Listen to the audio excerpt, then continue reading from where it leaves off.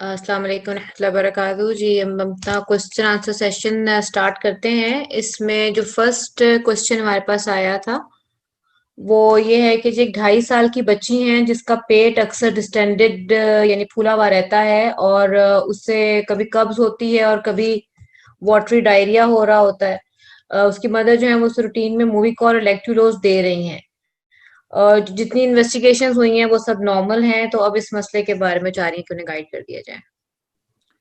Thank you. अल्लाह का शुक्र है कि जो इनका कि सब इन्वेस्टिगेशन जो हुई हैं वो क्लियर हैं। तो उन इन्वेस्टिगेशंस में मैं थोड़ा सा, क्योंकि मैं इन्वॉल्व था, मुझे पता था वो क्या हुई है। उसमें ये था कि प्लेन एब्डोमिनल एक्सरे भी हुआ था, अल्ट्रासाउंड स्कैन भी हुआ है पेट का, और उसके बाद जो है बैरियम मील और फॉलो थ्रू भी हुआ है, जो कि ये देखने के लिए था कि कहीं किसी किस्म की नैरोइंग या ऑब्स्ट्रक्शन कोई ऐसी चीज़ तो नहीं थी कि जिसकी वजह से हो। तो अल्हम्दुलिल्लाह ये अल्ट्रासाउंड स्कैन भी नॉर्मल था, जिसकी वजह से कई दफ़ा होता है कि कहीं ऐसी चीज़ें पेट में हैं जो कि प्रेशर डाल रही हैं इंटेस्टाइन्स के ऊपर, या कोई माल रोटेशन, जैसे कि मैं वो वाल्वुलस की बात कर रहा था। कई दफ़ा होता है कि पार्शियल किस्म की वो वाल्वुलस होता है, इंटरमिटेंट होता है कि थोड़ा सा ट्विस्ट होकर बाल फिर ठीक हो जाता है, कोई ऐसी प्रॉब्लम तो नहीं थी। तो उसके लिए अल्ट्रासाउंड स्कैन के हिसाब से भी और बैरियम मील और फॉलो थ्रू भी हुआ था, तो वो सब चीजें ठीक थी। तो इसका मतलब कि स्ट्रक्चरली बाल जो था वो नॉर्मल था अल्हम्दुलिल्लाह। अब जो है स्ट्रक्चरली नॉर्मल है, तो इसका मकसद ये है कि ये फंक्शनल चीज है, कि ये सही तरीका से काम नहीं कर रहा है। तो उसके लिए तो एक ये है कि एक रूटीन जो है वो बच्चे की देखें कि क्या है, और इनकी इनपुट वगैरह बच्चे की खुराक क्या है, और उसके साथ साथ जो है वो एक स्टूल चार्ट वगैरह समझ ले बना लें, या डाइट चार्ट वो बना ले, देख लें कि क्या क्या चीज़ें देने के साथ चीज़ें ठीक रहती हैं, या उसमें आगे पीछे कोई चीज़ हो जाए तो उससे गड़बड़ तो नहीं होती है, या क्रियोन की डोज वगैरह के हिसाब से कोई फर्क तो नहीं पड़ रहा है कि जिसकी वजह से कि ऐसे हो रहा है। और साथ स्टूल जो है उसकी कंसिस्टेंसी भी देख लें, और उसमें चिकनाई वगैरह के हिसाब से देख लें कि वो तो नहीं आ रहा है। और ऑब्वियसली ये जैसे डिस्टल इंटेस्टाइनल ऑब्स्ट्रक्शन सिंड्रोम वगैरह के हिसाब से बात हो रही थी, कि वो फिजिकल एग्जामिनेशन, एक तो ये है कि वाकई एक्सरे जो है वो सभी ठीक आ रहे थे, और जबकि उस वक्त किए थे। तो ये चीजें की दफा आती जाती रहती हैं, कॉन्स्टिपेशन भी की दफा आ जाती है, की दफा चली जाती है। और कई दफा ये होता है कि कॉन्स्टिपेशन होती है और हॉट स्टूल होती हैं, लेकिन ऊपर से जो स्टूल पू बन रही होती है, जैसे मैंने कहा कि लार्ज बाउल में वाटर अब्जॉर्ब होता है, तो वो ऊपर से जो आ रहा था वो लिक्विडी किस्म का स्टूल होता है। तो अगर नीचे जो है वो हॉट स्टूल पड़ा हुआ है, तो ऊपर वाला लूज स्टूल जो है वो सीप अराउंड होके बाहर आ जाता है, जबकि हॉट स्टूल वहीं का वहीं बैठा हुआ होता है। तो उससे ये होता है कि महसूस ऐसे होता है कि डायरिया है, लेकिन इसे हम ओवरफ्लो जो है वो कहते हैं, कि असल में जो है वो ब्लॉकेज है, हॉट स्टूल है, लेकिन उसमें से ये सीप आउट होके, ये गुजर के लिक्विड वो बाहर आ रहा है, जो देखने में डायरिया लगेगा, लेकिन कोज उसकी कॉन्स्टिपेशन है। तो उसके लिए दवाई जो है वो कॉन्स्टिपेशन की देना पड़ती है, ताकि वो जो हॉट स्टूल है वो क्लियर हो जाए। और उसके बाद फिर जो है डोज और डाइट और फ्लूइड्स वगैरह को ऐसा रेगुलेट करना चाहिए कि वो एक जो है वो चीज बन जाए। तो ये इन चीजों का थोड़ा सा ख्याल रखना पड़ेगा, थोड़ा सा होमवर्क करना पड़ेगा, मॉनिटरिंग करना पड़ेगी, डोजेज जो मेडिसिन की उनको अप एंड डाउन करना पड़ेगा, और थोड़ा सा क्लिनिकली भी जो है वो देखना पड़ेगा। तो मैं तो ये वाकई जो है, तो मुझे खुद फिक्र था जब मैंने ये टमी की एक्सरे देखा था ना, तो ये इतना वाकई फूला हुआ था। तो उसी के लिहाज से वो जो टेस्ट वगैरह करवाते, लेकिन टेस्ट वगैरह करवाते हुए 1-2 दिन लग गए थे, लेकिन हो सकता है कि जब तक टेस्ट हुए थे उस वक्त तक वो कंडीशन रिजोल्व होना शुरू हो गई थी ऑटोमेटिकली, या और जो वजह से। तो ये चीज जो है आती जाती रहती है, तो ख्याल रखना पड़ता है। और ऑब्वियसली अगर बच्चे को साथ वॉमिटिंग हो रही है, और बिलखसूस वॉमिटिंग बाल कलर की, ग्रीन कलर की है, तो फिर जो है वो उसे ज्यादा सीरियस लेना चाहिए। लेकिन अदरवाइज क्योंकि ये चीज इन्वेस्टिगेट हो चुकी है, कोई परसिस्टेंट ब्लॉकेज नहीं था, लेकिन फंक्शनल वक्ती टेम्पररी ब्लॉकेज फिर भी हो सकता है। तो उस चीज का ख्याल रखें। तो डाइट और क्रियोन और मॉनिटरिंग करें स्टूल वगैरह के हिसाब से, तो अल्लाह ताला इससे सेहतमंद रखे, आमीन। आमीन जी, जज़ाकल्लाह खैर। नेक्स्ट जो क्वेश्चन है वो इनकी 7 साल की बेटी है जो कहती है कि हर वक्त पेट दर्द की शिकायत करती है और पेट हर वक्त उसका ब्लोटेड रहता है। हालांकि प्रॉपर क्रियॉन्स देती हैं और राइजेक भी दे रही हैं। तो कह रही हैं इसके अलावा बच्ची को या तो कब्ज की शिकायत रहती है या दस्त की। क्या किया जाए कि इसका पेट जो है वो नॉर्मल हो जाए सर? तो पार्शली शायद मैंने जवाब पहले भी दे चुका हूँ, ये स्टूल लूज हैं या कॉन्स्टिपेटेड हैं। तो ये जैसे मैंने कहा कि हो सकता है कि अंडरलाइन कोज वो कॉन्स्टिपेशन ही हो और साथ ओवरफ्लो जो है वो हो रहा हो, और उसकी जो ट्रीटमेंट है वो फिर कॉन्स्टिपेशन से हिसाब से दिया जाएगी। और ये दर्द जो है ये कॉन्स्टिपेशन की वजह से भी हो सकता है, और ये दर्द जो है पेट में ये और वजूहात भी हो सकता है। जो स्टमक एक है ना, ये स्टमक एक वेरी वेग जो है ना वो किस्म का वो सिम्टम या बताया जा रहा है।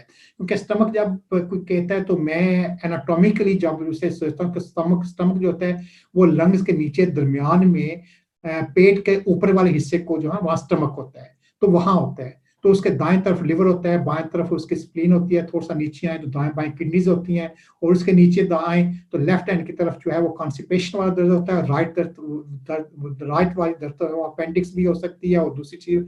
तो ये पेट का दर्द जो है ना थोड़ा सा, ये स्टमक के एक लफ्ज जो है थोड़ा सा वेग किस्म का है। और आम बच्चे जो होते हैं सिस्टिक ये पेट के बेली बटन के ऊपर हाथ रखते हैं, जो कहते हैं कि मुझे यहाँ पेट में दर्द। अगर वो एक किसी खास हिस्से के ऊपर करें कि ये लेफ्ट लोअर के ऊपर हो रहा है या राइट अपर के ऊपर हो रहा है, तो वो ज्यादा सिग्निफिकेंट होता है दर्द। लेकिन जो सिर्फ बेली बटन के ऊपर हाथ रखेगा कि यहाँ दर्द हो रहा है, वो इनसिग्निफिकेंट चलो ना समझे, लेकिन उससे कोई पता नहीं चलता है कि ये दर्द कहाँ से हो रहा है। तो उसके लिए मजीद जो है इंफॉर्मेशन लेने की जरूरत पड़ती है। और क्रियान जो है वो अगर ठीक दे रहे हैं, स्टूल ठीक आ रहा है, उसमें चिकनाई नहीं है, तो फिर जो है चिकनाई के साथ उसकी कंसिस्टेंसी देख लें कि हो सकता है कि अंडरलाइन कॉन्स्टिपेशन हो और उसके साथ ओवरफ्लो जो है जिससे कि ये मोशंस कह रहे हैं या दस्त लग जाते हैं या डायरिया हो जाता है वो आ रहा हो, तो वो थोड़ी सी ट्रीटमेंट के हिसाब से देखें और साथ डाइट और फ्लूइड्स का जो हिसाब करें। राजिक जो है ये कॉन्स्टिपेशन की दवाई नहीं है, ये आम पेट के दर्द की दवाई नहीं है, ये स्पेसिफिकली एसिड कट डाउन करने की है, जो कि अगर किसी को एसिड रिफ्लक्स हो रहा है या एसिड की वजह से गैस्ट्रिक अल्सर्स वगैरह के हिसाब से है वो प्रॉब्लम हो रही है, तो फिर उस सूरत में वो काम करेगी। और जरूरी नहीं है कि जब बच्चे को दर्द है और उसी वक्त राजिक दें तो वो इवन एसिडिटी की वजह से वो ठीक हो जाए, तो ये भी कुछ देर लग सकती है। तो राजिक जो है इसका ना काम करना ये कोई सबूत नहीं है कि ये कॉन्स्टिपेशन है या दर्द किसी और वजह से है। ये बेसिकली जो है ये मैदे में एसिड की दवाई है, और अगर वो प्रॉब्लम नहीं है तो राजिक वैसे भी काम नहीं करेगा। तो ये आम दर्द के लिए जरूरी नहीं है कि सभी जो है राजिक दें, क्योंकि पेट के दर्द की वजूहत कई हो सकती है जो कि मैं पहले जो है वो बयान कर चुका हूँ। लेकिन इस सूरत में जहाँ ये कह रहे कॉन्स्टिपेट भी होते कभी इमोशन होते हैं, तो हो सकता है कि अंडरलाइन कोज कॉन्स्टिपेशन हो और उसके साथ ओवरफ्लो। तो उसके लिए मेरे ख्याल में ये बेहतर रहेगा कि फ्लूइड्स वगैरह और डाइट बैलेंस के साथ साथ जो है वो कॉन्स्टिपेशन की दवाई जो है वो इस्तेमाल करके देखें, बजाय इसके क्री ऑन एडजस्टमेंट करें। ठीक है जी, जजाकल्ला खैर। नेक्स्ट क्वेश्चन ये था कि जी पेट दर्द का इंस्टेंट और सबसे बेहतर रिलीफ क्या हो सकता है? तो अगेन दो चीजें हैं कि ये स्टमक एक है क्या, ये किस वजह से है, क्या ये रिफ्लक्स की वजह से है, क्या ये एसिड की वजह से, एसिडिटी की वजह से है, क्या ये गोलस्टोन्स की वजह से है, क्या ये गैस्ट्रोएंटेराइटिस पेन की वजह से है, क्या ये यूरिन ट्रैक्ट इन्फेक्शन की वजह से है, या अपेंडिक्स की वजह से है, या कॉन्स्टिपेशन की वजह से है, या डिस्टल इंटेस्टाइनल ऑब्स्ट्रक्शन की वजह से है। तो ये जो है ना ये चीजें थोड़ा सा डिफाइन करना पड़ेगी कि दर्द की वजह क्या है, और उस हिसाब से देखना पड़ेगा, और ऑब्वियसली जो अंडरलाइंग रीजन है उसका इलाज करना पड़ेगा। तो वो जो है वो उसके असेसमेंट फर्दर इंफॉर्मेशन वगैरह के हिसाब से जरूरत होगी कि क्या कुछ है। और दूसरा ये है कि कोई भी ऐसी मेडिसिन नहीं होगी कि जो कि इंस्टेंट रिलीफ दे, एक्सेप्ट जनरल एनेस्थीसिया, कि आप बच्चे को जो है बेहोश कर दें, एनेस्थीज कर दें या टीका जो बेहोश लगा दें तो उससे ठीक हो जाए। इंस्टेंट रिलीफ अदरवाइज किसी चीज़ भी नहीं होता है। ये आप पैरासीटामोल भी खाएं तो आधा घंटा 45 मिनट्स लग जाएंगे कि इसके एब्जॉर्प्शन के हिसाब से। अगर राजिक भी लें तो हो सकता है कि हफ्ता 2 हफ्ता लाए ओवरऑल एसिडिटी को कम करने के हिसाब से, मैदे के एसिडिटी को ठीक करने के हिसाब से। तो ये चीजें टाइम लगाती हैं। तो इंस्टेंट रिलीफ जो है वो किसी चीज पे नहीं आएगा, लेकिन जिस वजह से दर्द हो रहा है उसके अंडरलाइन कोज जो है, वजह जो है उसका जो है फाइंड आउट करना है जो वो बहुत जरूरी है। और उसके मुताबिक जो है वो इलाज किया जा सकता है। हाँ, आप अगर दर्द वगैरह है और बच्चा अदरवाइज ठीक है तो पैरासीटामोल वगैरह आप दे सकते हैं किसी वक्त भी, वो कोई ऐसी प्रॉब्लम नहीं है। लेकिन उससे ये है कि कम से कम आधा घंटा लग ही जाएगा दर्द वगैरह ठीक सेटल होने में। और पेट दर्द में और बिलखसूस अगर एसिडिटी की वजह से स्टमक एक हो रहा है तो उसमें आइबुप्रोफेन वगैरह, जो कि आम दूसरे जोड़ों के दर्द वगैरह और आम पेन या बुखार के लिए ठीक है, उसमें मौजूद नहीं रहती है, क्योंकि ये स्टमक अपसेट को ज्यादा अपसेट कर सकती है और मैदे का गैस्ट्राइटिस की वजह से उसमें जो है दर्द ज्यादा कर सकती है। तो आम पेट के दर्द के लिए जो है आइबुप्रोफेन वाली मेडिसिन इस्तेमाल ना करें, पैरासीटामोल कर सकते हैं, कोडीन इस्तेमाल की जा सकती है, लेकिन कोडीन के साथ भी जो है वो भी कॉन्स्टिपेशन हो सकती है। तो दर्द की तकलीफ और दर्द किस वजह से है दैट उसका जानना वो जरूरी है। Paracetamol is simple, safe to give, और उसके बाद जो है जो अंडरलाइन कोज है उसका इलाज करना पड़ेगा। ठीक है जी, जज़ाकल्लाह खैर। किसी तरह से कोई थोड़े से क्वेश्चंस हमारे पास आए हैं इसमें ड्यूरिंग द सेशन। उसमें पहला ये क्वेश्चन है कि अगर कोई मरीज डायरिया के साथ प्रेजेंट करता है और उसे एब्डोमिनल डिस्टेंशन नहीं है, तो ऐसे पेशेंट में डिस्टल इंटेस्टाइनल ऑब्स्ट्रक्शन सिंड्रोम कैसे सस्पेक्ट करेंगे? ठीक है, तो डिस्टल इंटेस्टाइनल ऑब्स्ट्रक्शन और डायरिया का जो लिंक है, एक तो वो मुझे नजर नहीं आ रहा है, क्योंकि जो हमने कहा कि अमूमन जो होता है ये कॉन्स्टिपेटेड के हिसाब से दर्द के पास से पेट का फूल जाना वो होता है, और दर्द राइट हैंड साइड पे ऊपर होता है। तो डायरिया से जो है वो एब्डोमिनल डिस्टेंशन जो है वो गैस वगैरह के हिसाब से इन्फेक्शन जो हो रहा है, जो गैस्ट्रोएंटराइटिस होता है उसकी वजह से हो सकता है, और साथ डायरिया होता है। तो ये इंटेस्टाइनल ऑब्स्ट्रक्शन जो डायरिया हुआ है उसके साथ उमूमन अगर ऐसा है तो बच्चे को शायद बुखार वगैरह भी होगा, और डायरिया की नेचर से पता चल जाएगा कि क्या ये डायरिया जो है ये इन्फेक्टिव डायरिया है या चिकनाई वाला है। वो है क्योंकि वो बच्चे की स्टूल जो कंसिस्टेंसी और कैरेक्टर है वो चेंज हो जाएगा। और बिलखसूस अगर बच्चे जो घर में डायरिया किसी और को भी है तो इन्फेक्शन है कि दूसरे को भी हो सकता है। तो ये थोड़ी सी हिस्ट्री वगैरह के हिसाब से के साथ हो सकता है कि बुखार भी हो सकता है इससे पहले जो है वो वॉमिटिंग वगैरह हुई है, उसके बाद जो है डायरिया हो, जिससे कि पहले गैस्ट्राइटिस हो बाद में एंट्राइटिस हो, टोटली वो गैस्ट्रोएंट्राइटिस बन जाता है। तो उसमें ये है कि ये ओवरऑल हिस्ट्री जो है इसकी उसके ऊपर मुनसर है कि बच्चे को ओवरऑल प्रॉब्लम क्या है। और अगर बच्चे को जैसे मेकोनियम आरियस पहले रहा है या एब्डोमिनल सर्जरी हुई है तो वो भी देखना पड़ेगा, और ये देखना पड़ेगा कि इसकी ऑनसेट जो है वो कैसे हुआ है, कितनी देर हुआ है, बुखार साथ है, क्या कंसिस्टेंट स्टूल वगैरह की है, उस हिसाब से सभी चीजें देखना पड़ेगी। लेकिन सिर्फ डायरिया और एब्डोमिनल डिस्टेंशन जो है ये मेनली इन्फेक्शन की वजह से भी हो सकता है, और that is the quite likely reason rather than the distal intestinal obstruction syndrome. ठीक है। और इन्होंने लेकिन ये कहा था कि डायरिया एब्डोमिनल डिस्टेंशन भी नहीं है, सिर्फ डायरिया के साथ प्रेजेंट कर रहा है, तो उसमें तो अगर सिर्फ डायरिया तो डायरियल इलनेसेस जो है जैसे आम बच्चों को होती हैं वो भी हो सकता है। लेकिन सही। मैं कह रहा था कि अगर एब्डोमिनल डिस्टेंशन भी है और डायरिया तो वो एब्डोमिनल डिस्टेंशन डायरिया की वजह से भी हो सकती है, जो कि ठीक है। हम देखते हैं। तो जरूरी नहीं है कि अगर डिस्टेंशन है तो वो DIOS ही होगा, तो वो डायरिया की वजह से भी हो सकता है। और डायरिया की वो ऑनसेट ऑफ डायरिया उसकी क्लिनिकल हिस्ट्री के क्या है, साथ बच्चे को बुखार है, पहले वॉमिटिंग थी, किसी को घर में और भी है, या बच्चा अगर स्कूल जाता है तो वहां तो डायरिया वॉमिटिंग तो नहीं हो रही थी, टाइफाइड तो नहीं चल रहा जिसकी वजह से हो रहा है। तो वो चीजें जो है वो देखना पड़ेगा कि बाकी की चीजें जो क्या है। ठीक है। नेक्स्ट ये क्वेश्चन है कि कुछ बच्चों की बाउल हैबिट्स ऑलरेडी ऑल्टर्ड होती हैं, मसलन वो दिन में एक मर्तबा स्टूल पास करते हैं इस तरह से, तो ऐसी सूरत में फैमिलीज को कैसे गाइड करेंगे कि वो बाउल हैबिट्स को ऑब्जर्व करें? तो एक तो जैसे मैंने कहा कि बड़े बच्चे हैं जो शायद पेरेंट्स को ना बताएं कि क्या कुछ हो रहा है, लेकिन पूछ सकते हैं ना कि आप आज टॉयलेट गए थे, कितनी दफा होकर आए हैं, ठीक आया, कोई प्रॉब्लम तो नहीं है, दर्द तो नहीं है, स्ट्रेन नहीं हुई है। ये बच्चे जो बड़े भी बता सकते हैं। और जो बच्चे नापीज वगैरह में हैं या छोटे हैं या पेरेंट्स उनको पार्टी ट्रेनिंग कर रहे हैं, उन्हें वैसे ही खुद पता होगा कि वो कितनी दफा जा रहे हैं, कितनी दफा नहीं जा रहे हैं। तो जैसे मैंने कहा कॉन्स्टिपेशन है कि ये जरूरी नहीं है कि हर रोज बच्चा जो है स्टूल पास करे, अगर दूसरे दिन भी कर रहा है, लेकिन अगर वो स्टूल उसके साथ दर्द नहीं है, स्ट्रेनिंग नहीं है, कंसिस्टेंसी उसकी ठीक है, हार्ड नहीं है, तो फिर कोई प्रॉब्लम नहीं है, वो नॉर्मल स्टूल गिना जाएगा और दैट्स ओके। अगर मिसाल के तौर पे एक नॉर्मल बच्चा जिस सिस्टिक फाइब्रोसिस नहीं है, वो 2-3 दिन के बाद वो ओपन करते हैं, लेकिन वो स्टूल नॉर्मल का है, तो आपको वो जरूरत नहीं है सोचने की कि हाँ रोज जाना चाहिए। लेकिन अमूमन CF पेशेंट जो होते हैं 1 से 3 जो बाउल एक्शन के डेली होते हैं ऑन एवरेज, 2 तो अमूमन होते हैं, 1 वाले कम होंगे, 3 वाले भी कम होंगे, या फिर उनके क्रियॉन डोज दूसरी चीजें देखना पड़ेगी क्यों ऐसे हो रहा है। लेकिन 1 to 3 2 एवरेज समझे 2 दफा बच्चे अमूमन करते हैं, जो कि आम स्कूल एज के हिसाब से है। जो बेबीज होते हैं वो जरा ज्यादा करते हैं, तो वो चीज को देख लें।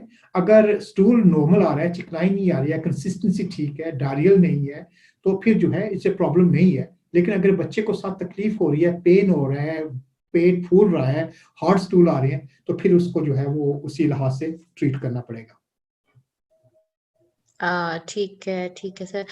नेक्स्ट ये क्वेश्चन है कि एक बच्चा है जो CF का, जिसको कभी भी नहीं ऑयली स्टूल्स आए ना इस वक्त आ रहे हैं, लेकिन स्टिल वो यूजुअली कॉन्स्टिपेटेड रहता है। तो वो क्या CF ही उसकी रीजन है या कोई और वजह हो सकती है? तो कॉन्स्टिपेशन जो है ये नॉर्मल बच्चों में भी काफ़ी पाई जाती है, और ये डिपेंड्स है कि उनकी डाइट कैसी है। और मिसाल के तौर पे 6 महीने का बच्चा है जो कि बॉटल फीड से वीनिंग की तरफ जाते हैं, सॉलिड स्टार्ट करते हैं, तो हम देखते हैं कि उस वक्त ही बच्चे कॉन्स्टिपेटेड हो जाते हैं, क्योंकि फ्लूइड जो है वो कम हो जाते हैं, बाकी सॉलिड ज़्यादा हो जाती हैं। और बाद में कई बच्चे होते हैं कि वो सॉलिड भी नहीं लेते हैं, दूध भी कम ले रहे हैं, उनकी फ्लूइड इंटेक कम है, या अगर लेते हैं तो क्रिस्प ले रहे हैं या स्वीट्स ले रहे हैं, जो कि कैलोरीज उनकी वो मिल रही होंगी, लेकिन जो एक बैलेंस्ड डाइट जिसमें कि फाइबर हम्म। वगैरह है वो नहीं होती हैं। तो वो आम नॉर्मल बच्चे भी वो काफी कॉन्स्टिपेटेड होते हैं। और जब नॉर्मल बच्चे होते हैं उनमें जब अगर वो ज्यादा हो तो उनको इन्वेस्टिगेट किया जाता है कि उनमें क्यों है। तो सिस्टिक फाइब्रोसिस उनमें वो वजह नहीं पाई जाती या ना होती है, बल्कि उनमें क्या होता है कि सीलियक डिजीज वगैरह की हो जाती है, जो कि ग्लूटेन इंसेंसिटिविटी होती है, या किसी को थायराइड हार्मोन की प्रॉब्लम होती है, या किसी का कैल्शियम कम होता है, या उनकी डाइट होती है, या और चीजें होती हैं। तो वो चीजें जो है वो इन्वेस्टिगेट करना पड़ता है कि किस वजह से उनको कॉन्स्टिपेशन होती है। तो आम बच्चों में भी कॉन्स्टिपेशन पाई जाती है, लेकिन सिस्टिक फाइब्रोसिस में इसके चांसेस जो है आम दूसरों से फिर ज्यादा होते हैं, क्योंकि इनकी गट मोटिलिटी जो है वो भी अफेक्टेड होती है, और बाकी इनके जो फूड एब्जॉर्प्शन प्रॉब्लम होती है वो भी ज्यादा होती है। तो इस वजह से इनके चांसेस होने के इम्कान ज्यादा है। तो इसी तरह से देखा जाएगा, जैसे मैंने कहा कि देखना है कि स्टूल कैसे हैं, बच्चे के पेट कैसे है, उसके हार्ड स्टूल है या पेट अनकंफर्टेबल तो नहीं हो रहा है, या वॉमिटिंग वगैरह या डिस्टेंशन कैसी हो रही है, उन चीजों सभी का ख्याल करके फिर देखना पड़ेगा कि क्या ये कॉन्स्टिपेशन है भी या नहीं है, और अगर है तो क्या ये CF रिलेटेड है, या कि इसके अलावा आम जो बच्चे की डाइट वगैरह है या फ्लूइड इंटेक है आम उसकी वजह से भी है या नहीं है। और फिर उस लिहाज से ये डिटेल्ड हिस्ट्री ली जाती है और देखना पड़ता है कि क्या कुछ है। तो कोशिश करें कि वो हिस्ट्री जो है, जैसे मैं चीजें ये बताई हैं, वो आप डॉक्टर को जब पेश करें तो उन्हें भी आइडिया हो जाए। और डॉक्टर खुद भी माशाल्लाह अच्छे होते हैं, उन्हें पूछना ही चाहिए कि क्या कुछ हो रहा है, और इस लिहाज से फिर आगे ट्रीटमेंट करना पड़ेगा। जैसे कि जाएं और हाथ में पर्ची दे आपको और कहें जी ले ये दवाई ले लें, और एग्जामिन भी नहीं किया और डिटेल से पूछा भी नहीं है। तो ये दो तरफा ही बात है, डॉक्टर्स को भी एहसास होना चाहिए कि क्या कर रहे हैं, और मरीज को भी होना चाहिए कि पेशेंट को भी फुल इंफॉर्मेशन जितनी दे सकते हैं वो देने की कोशिश करें। जी बिल्कुल ठीक है। लास्ट क्वेश्चन है जो टॉपिक से इतना रिलेटेड नहीं है, लेकिन रिक्वेस्ट कर रही हैं कि जरूर जो है वो काइंडली पूछ लें। तो वो क्वेश्चन ये है कि हॉट वेदर में क्या सोडियम क्लोराइड प्रिस्क्राइब किया जाएगा और कितने अरसा के लिए? तो ये थैंक यू। रिलेटेड के हिसाब से ये है कि वाकई चलो रिलेटेड मैं बना लेता हूँ इसको, इसलिए कि खास करके फिलहाल पाकिस्तान में जो गर्मियों का मौसम होता है, सर्दियां भी होती हैं लेकिन गर्मियों भी होता है कि टेम्परेचर का ये काफ़ी हाई होता है। और हमें पता है कि सिस्टिक फाइब्रोसिस वाले पेशेंट जो है वो स्वेटिंग के थ्रू जो है सॉल्ट एक्स्ट्रा लूज करती हैं।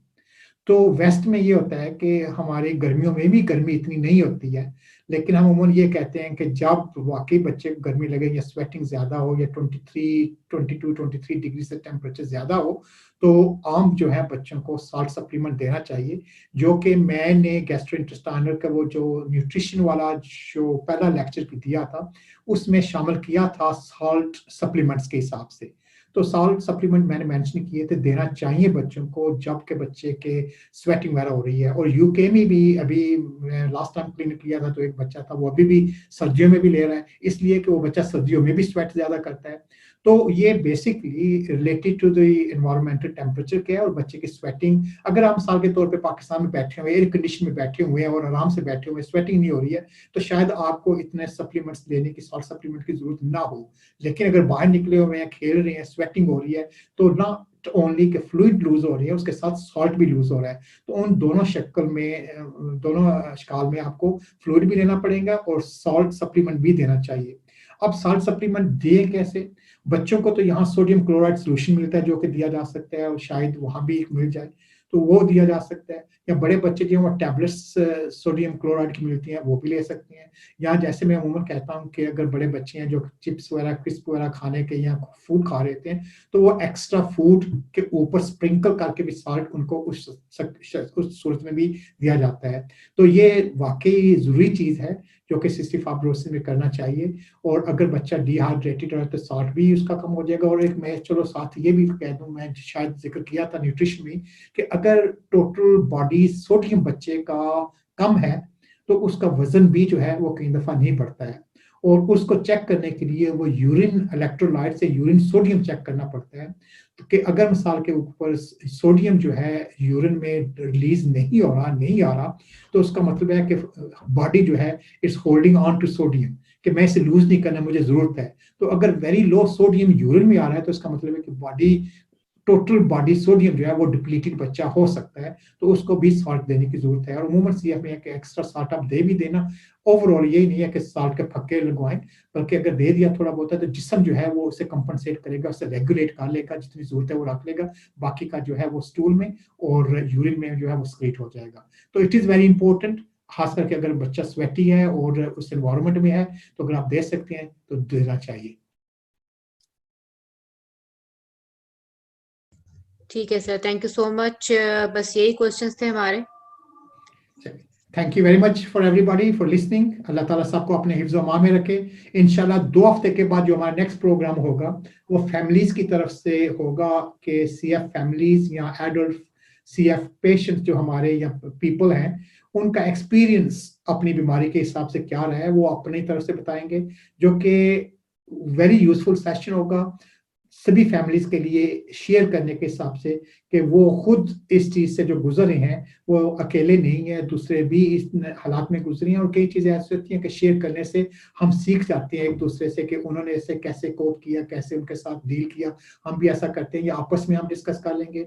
और उसके बाद वाला जो सेशन है वो डॉक्टर दानिश और डॉक्टर वारदा आगा खान से, वो भी साइकोलॉजिस्ट हैं, जो उन्होंने पहले भी एक सेशन किया था on feeding problems in children, तो वो कर रहे हैं। और उम्मीद होगी कि उन्होंने ये सेशन या देखा होगा या देख लेंगे, या हम उन्हें जो है ये भेज देंगे सेशन जो साइकोलॉजी वाला नेक्स्ट करेंगे, साइकोलॉजिकल इम्पैक्ट। तो उसके मुताबिक अगर वो हमें, हमारे ग्रुप को जो है वो गाइड कर सकें तो वो भी होगा। तो ये 2 प्रोग्राम दिसंबर में होंगे। उसके बाद भी प्रोग्राम इंशाल्लाह हमारे चलते रहेंगे, जो कि मार्च तक हमारा प्रोग्राम है, इंशाल्लाह करते रहेंगे। तो अल्लाह ताला सब आपको अपने हिफ्ज़ व अमान में रखे, दुआ में एक दूसरे को याद रखना। और कोविड इन्फेक्शन पाकिस्तान में भी बढ़ रहा है, यूके में भी है, अल्लाह ताला सबको महफूज रखे और अपने हिफ्ज़ व अमान में रखे। तो अस्सलाम वालेकुम व रहमतुल्लाहि व बरकातहू।